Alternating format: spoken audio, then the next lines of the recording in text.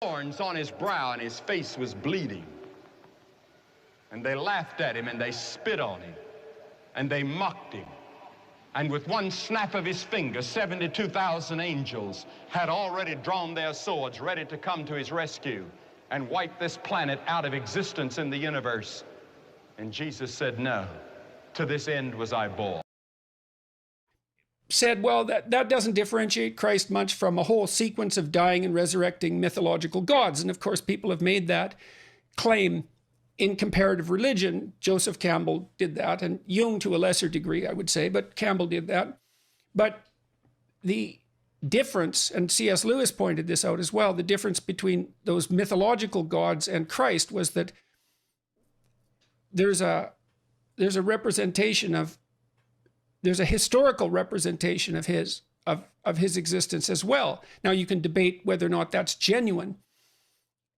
You can debate about whether or not he actually lived and whether there's credible objective evidence for that, but it doesn't matter in some sense because this, well, it does, but there's a sense in which it doesn't matter because there's still a historical story. And so what you have in the figure of Christ is an actual person who actually lived plus a myth. And in some sense, Christ is the union of those two things.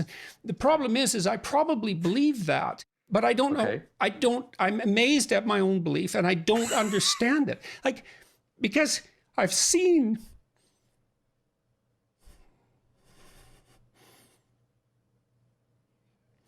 sometimes the objective world and the narrative world touch.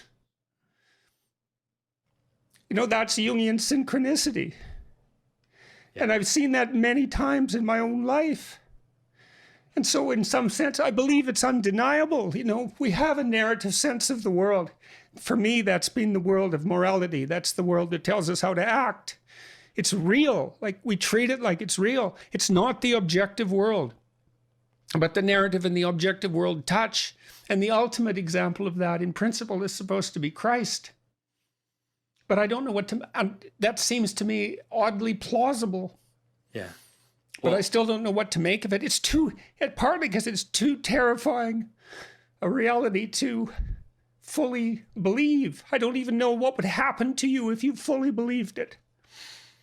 If you believed in the story of Christ, or if you believed that history and let's say the narrative meet, let's both, say. I think you, because when you believe that, you buy both those stories. You believe that the narrative and the objective can. And he dragged and lifted and hauled that cross. And don't you black people ever forget one thing. The man that helped Jesus carry that cross was a black man. And don't ever forget another thing.